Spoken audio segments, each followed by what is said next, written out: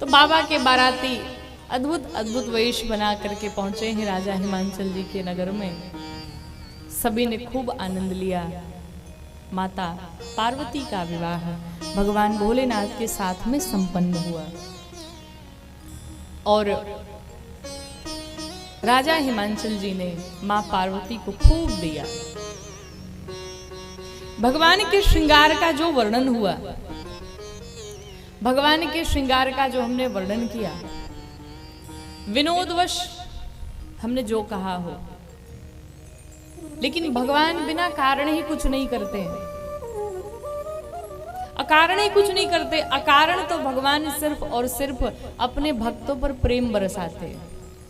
अकारण तो भगवान सिर्फ अपने भक्तों से प्रेम करते हैं। अकारण तो सिर्फ और सिर्फ भगवान अपने भक्तों पर कृपा करते हैं। बाकी भगवान जो भी घटनाएं करते हैं उस सबके पीछे एक न एक कारण होता है।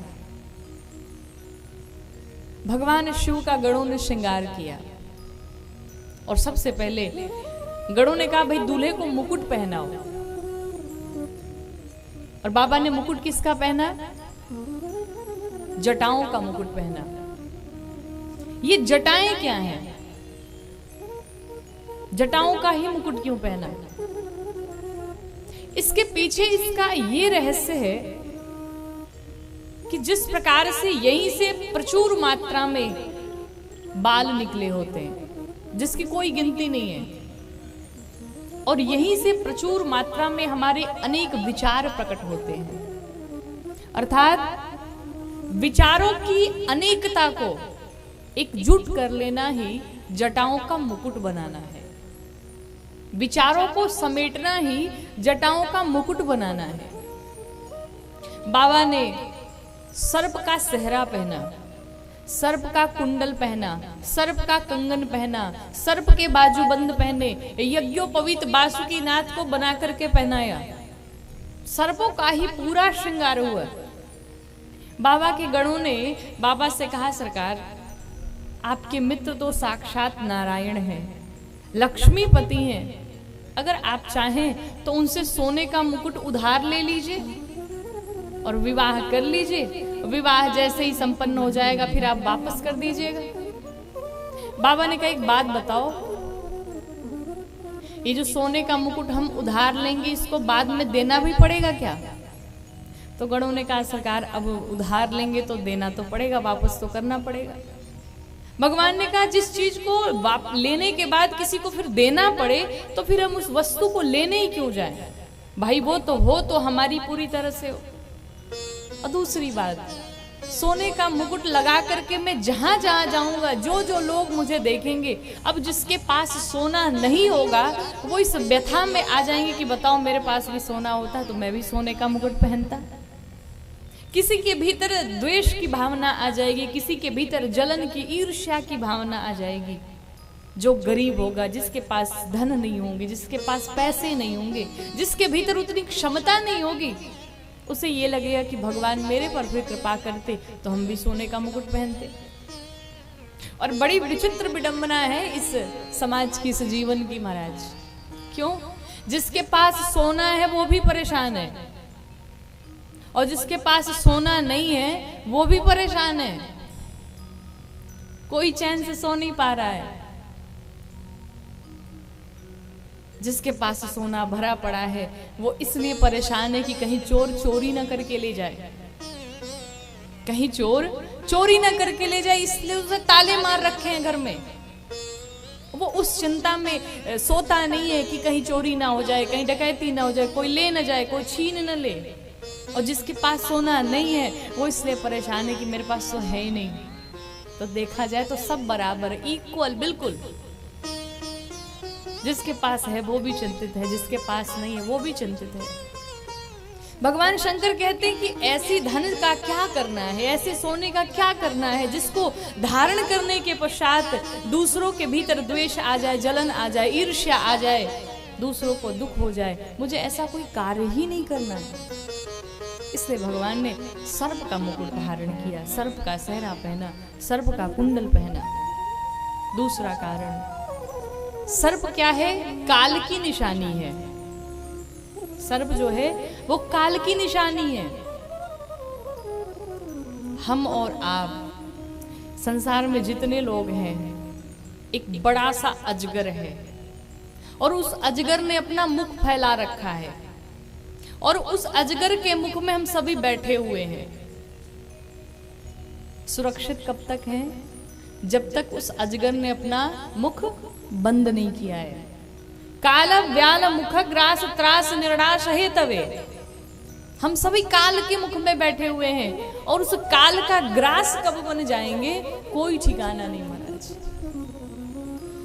अभी आपके समक्ष इस क्षण बैठ करके बोल रहे हैं और अगले क्षण क्या होने वाला है किसी को नहीं पता है। कल बोल पाएंगे कि नहीं पाएंगे इसका भी कोई ठिकाना नहीं है। इस क्षण का कोई ठिकाना नहीं है। जो जितना जी ले उसको सार्थक बना लिया जाए, वरना इस जीवन का कोई भरोसा नहीं है। कब क्या हो जाए महाराज इस जीवन में कुछ ठिकाना नहीं है। काल सदैव सर पे मंडरा रहा है, सदैव मंडरा रहा है। इसलिए बाबा कहते हैं कि तुम जगत में बसो, तुम विवाह करो, गृहस्थी बनो, अपना घर परिवार चलाओ, अपने घर की जिम्मेदारियां रखो, लेकिन जगत में बसना है, जगत में फंसना नहीं है। अब कोई किसी के घर पे आप जाएं और घर जाने के पश्चात कहें भाई हमें किराए पे रहना है। आपको एक किराए की मकान मिल गई, रूम मिल गया, किचन मिल गया, वॉशरूम मिल गया, सब मिल गया। अब आप वहां पर मंथ की जो है उनको दे रहे हैं, पैसे दे रहे हैं रहने के, लेकिन आप उसी घर को अपना घर समझ ले तो ये बुद्धिमानी है क्या? ये बुद्धिमानी है क्या?